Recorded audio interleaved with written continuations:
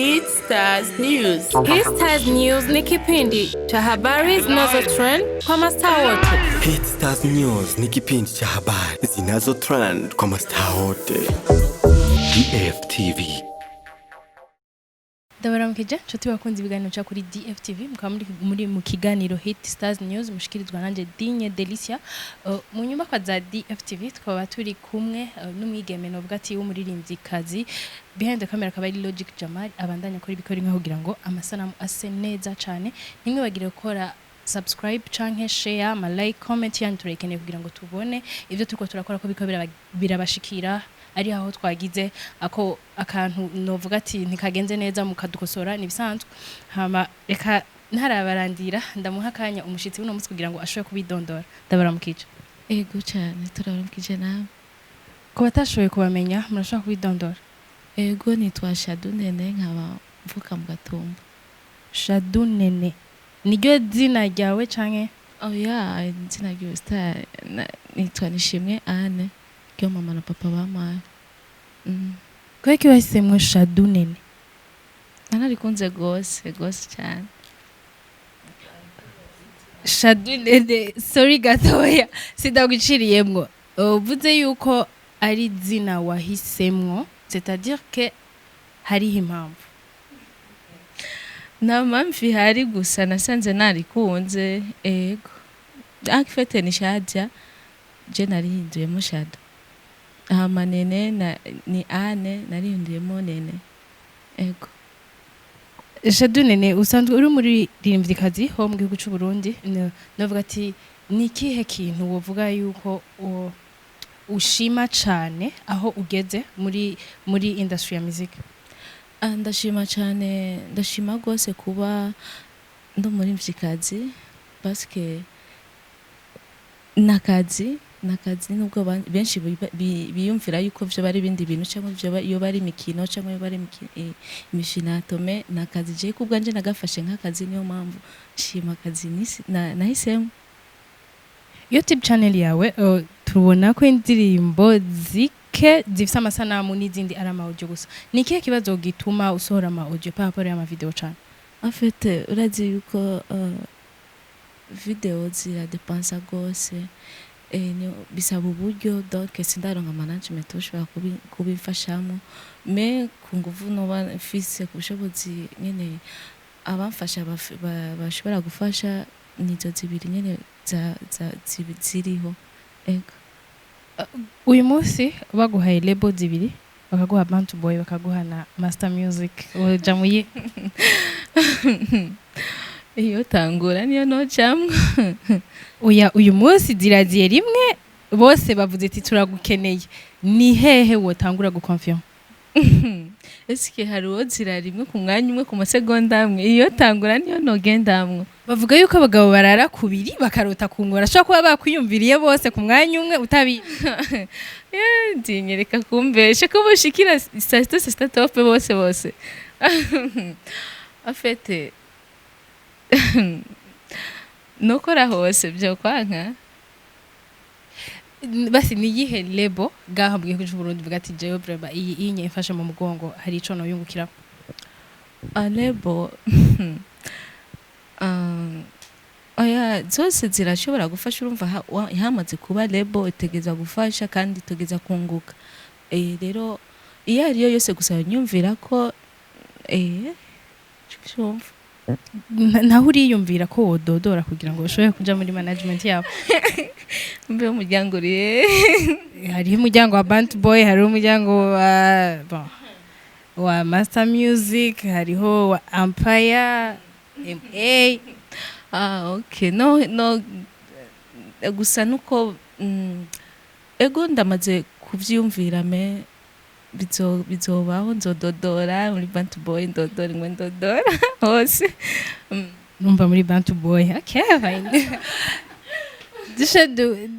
ni kihe kintu wewe unovuga ati nk'ingaruka umaze kubona muri kano kazi kawe kamisize kuko abantu benshi bavuga ati twe tumaze kuja muri ino game hari ibibazo canke biriya kubwawe ni kihe kibazo umaze guhura na dinye ntibazo kubesha nta kibazo kiba ku muntu utashatse kukijamo urumva kintu cyose ukijamwo ku bwawe urumva yuko ukirekuriwe urumva kuko ibibi umuntu arashobora kuvyizanira n'ivyiza agashobora kuvyizanira wagiye muri musique ukaba udafise umutima wo kwihangana kuko urabizi nawe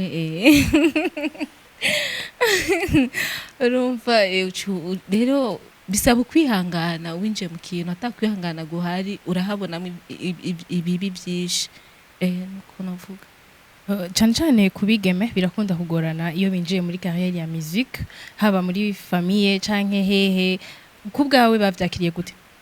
kubwanje n'ukuri nta kibazo na kimwe mu muryango wanje SADU hariho abantu bavuga yuko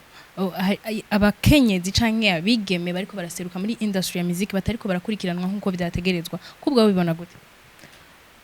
batako bakurikiranwa gute navuga ati barakumigwa urumva abahungu nibo baguma baseruka papara bako sinovuga yuko bakumigwa abakobwa kandi sinovuga yuko ari abahungu baje imbere kuko bariho na bivana n'ukungene bafite courage urumva bazi ico barimwo kandi bikavana n'umwete urumva afite abahungu benshi tubiravye majorité nibo bariko baragira inguvu par rapport y'abakobwa kandi rero inguvu ironkwa mu gihe haba ikintu cyose n'amahera rero niyo mpamvu tushobora kuba tugenda inyuma cyangwa ugasanga biko bivana n'abandi baba bamaze kugira management ugasanga ntibitayeho ndibaza yuko hari abakobwa bariko baraca imbere example nka Natasha na mezi abiri ahera adasohoye sinzi impamvu bodukumira mu gihe we yoba duserukira nk'umuntu ariko arabikora neza nk'umuntu yovuga ati ndaguhaye amahera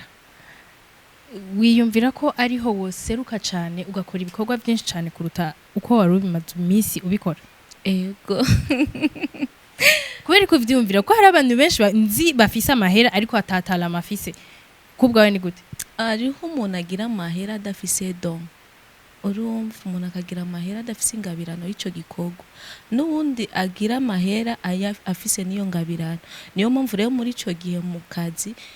aba yafise mugabo adafise umwete kubera igikorwa ciwe kiba kitamurimo mbesha kubaririmbyi kazi canke abaririmbyi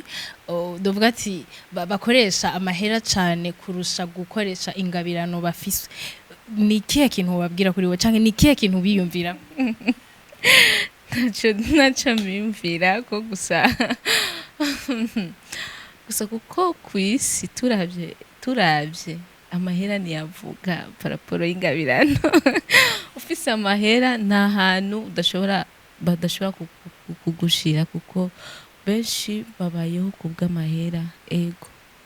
ubwo ntitwosanga turiko turakumira bamwe bavuga ati twe turafise ingabirano ariko tubuze udusupportinga none mu gihe ico kintu cuko ufise amahera wese yoje imbere kuruta ufise don co bandanya kubwo bibaza ko vyogenda gute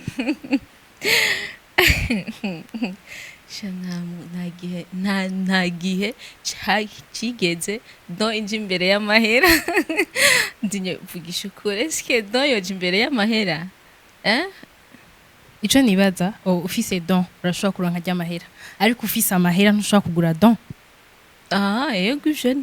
nivyo mugabo ariko ufise urumva nta mahera ufise donc ufise amahera nta do ufise mugabo urose gusa mwaye kantu kamwe gusa kaca gashobora kusumba wa wundi ngira ngo yobageze nk'indirimbo zitanu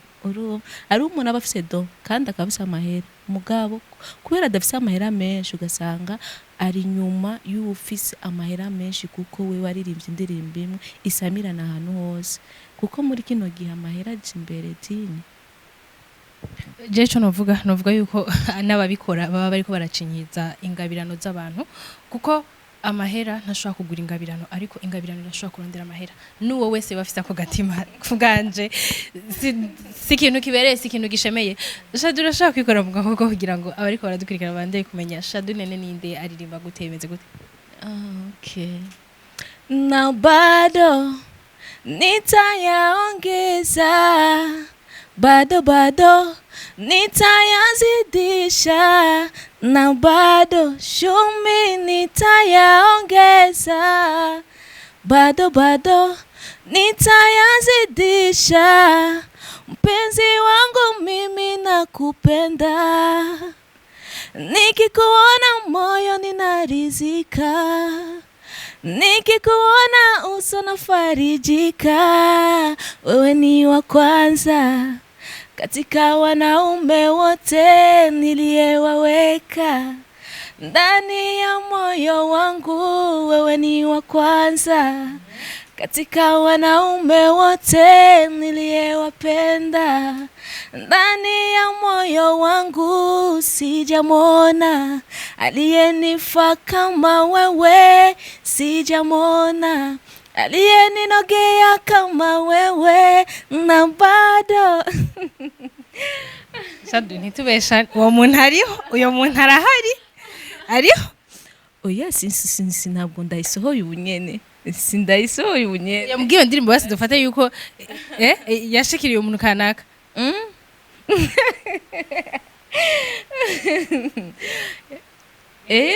Nibisanzwe. Afete yoba yaramushikire,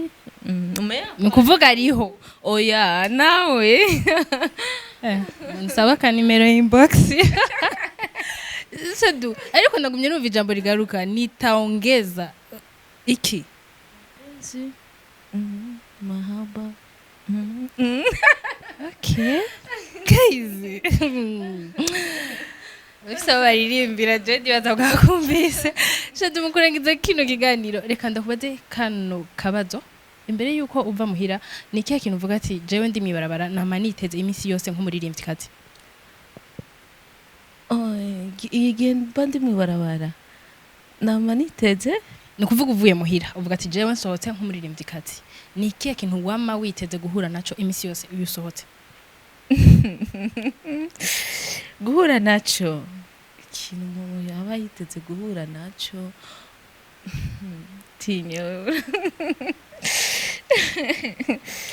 afete nk'umukobwa mwiza ategeza kuba yo kwitega guhura n'uwo muntu aravyivugiye nk'umukobwa mwiza. Nico nyene navuze. Wama witeze guhura n'uwo ushobora kusaba ubugenzi. Ntanze akanimero. Oya ntiyaragera. Niba muvyiteze donc gusa aririmba kasha usaba. Toujours Amahera guys. Reka tugire ico dukoze kururonganya kuko numva ari ibintu biteye ubwoba. Ndabashimiye mwese mwariko murakurikirana kino kiganiro, mwari kumwe na Delicia mu kiganiro Hit Stars News, mwari kumwe na SADU Nene mu bwa mbwa DFTV, mutibagira gukora subscribe n'ibinyobwa bya Cologne mukamuzi yuko byamaze kudushwaramwo. Hariho ibirimwa alcohol n'ibindi kuri babandi tuvuga ati bataraba alcohol, byose birahari. Ntimwibagire kuhereza abandi ngo baryoherwe n'ibiganiro bya DFTV. Turi hano kuganira mwari kumwe na Double D mu bwa mbwa DFTV. Ciao. DFTV. Tunda juhudi.